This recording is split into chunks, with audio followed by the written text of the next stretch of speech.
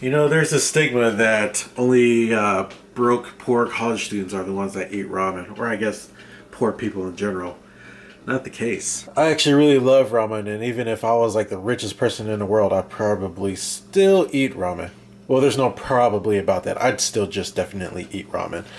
But I have upgraded from the cheaper packets to this Fortune brand. It's actually really good. So I get this as much as I can. Otherwise, I'll eat the cheap stuff, but this is some great ramen.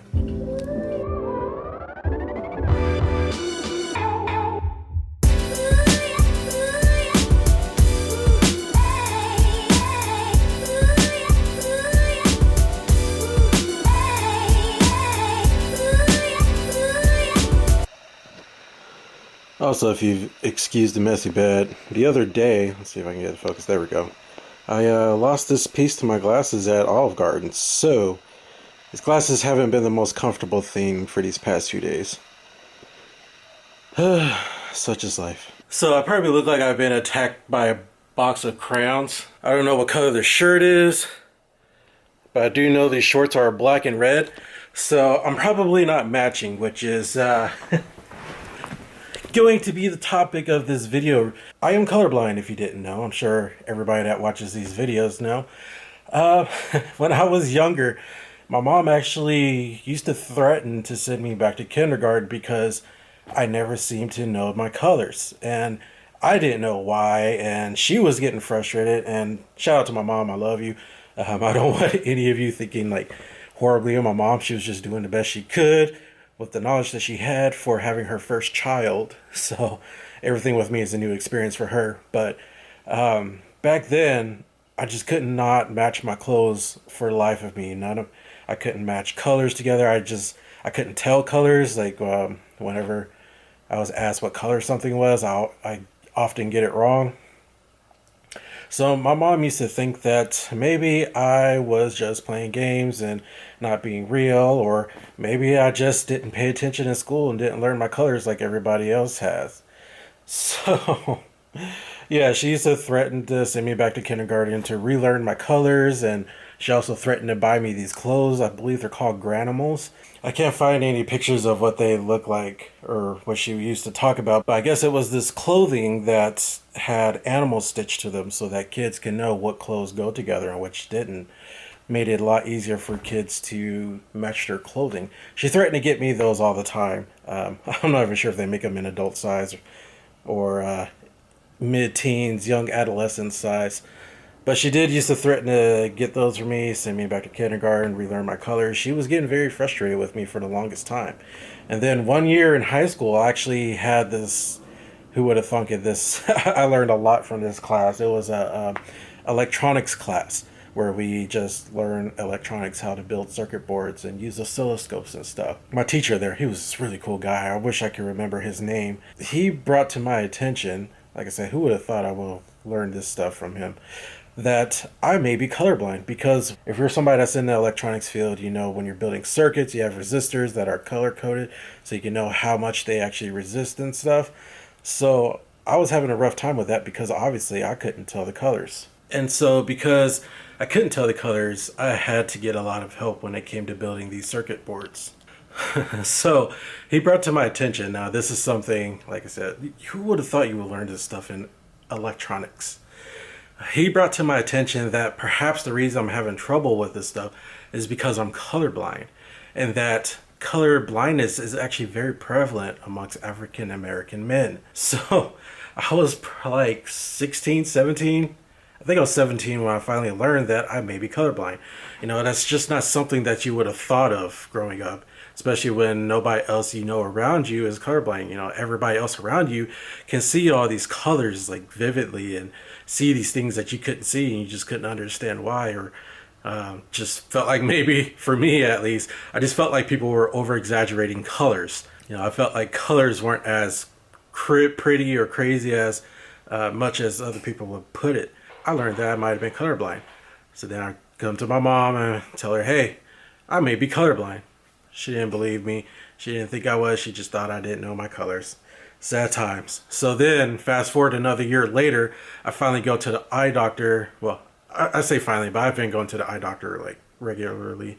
But we went to the eye doctor together as a family, and my mom had this idea because my little brother was actually being tested for color blindness in his appointment.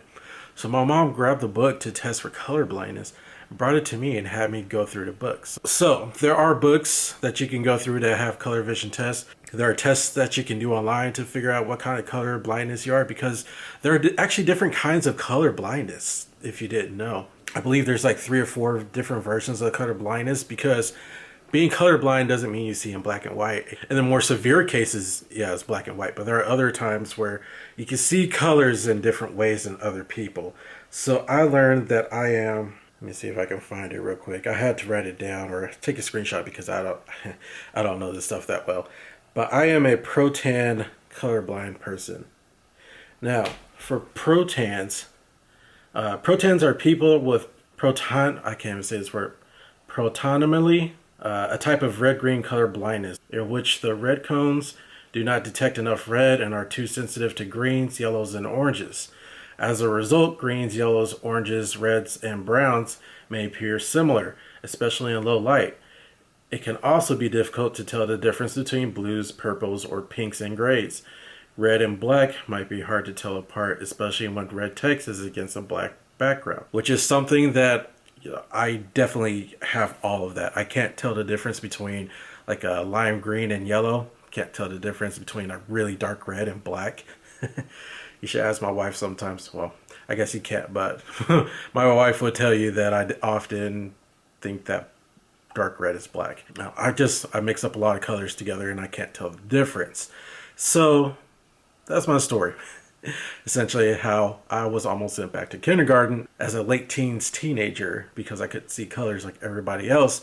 Turns out it's because I'm colorblind. So to all you people that have troubles telling the difference between colors and think like me that other people are just being wildly over exaggerative of colors and such, it might be because you're colorblind like me. There are different levels of it. That was weird. I swear this balloon is haunted. It moves around the apartment like all the time. At first it was down here, and then it was over there, and then it started floating over here apparently, and now it's over there. This is crazy. I think this balloon is haunted, or maybe this apartment is haunted, because this thing just keeps moving everywhere. I just felt something on my arm. It was a string from the balloon, and it kind of freaked me out. Anyways, that was just my quick story. Like I said, if you're experiencing these things, maybe you should take the color blindness test and see how colorblind you may or may not be. I am in a moderate range of color blindness. I'm not severe. I think severe is like black and white. That's all you can see in terms of color. I also know that there are glasses that can give you color correction, so you can actually see colors the way they were meant to see. My wife really wants me to try it. I'm open to trying it, but those glasses are like $300. So maybe when they get cheaper. They're also making contacts that actually do color correction. So maybe I'll look into that whenever they're actually publicly available. So anyways, I hope you enjoyed that quick little story. If you did, make sure you like the video down below, and consider subscribing to this channel. I like to do like little vlogs, little stories, and do tech reviews. That's something I'd like to get into more whenever I start getting more money. But for now, this is a fun channel. I do what I can with the money that I have. And the money I have is essentially goose eggs. So, and also I did get a new TV, so I might try to review that at some point. I don't know. But anyways, I'll catch you in the next video. Peace.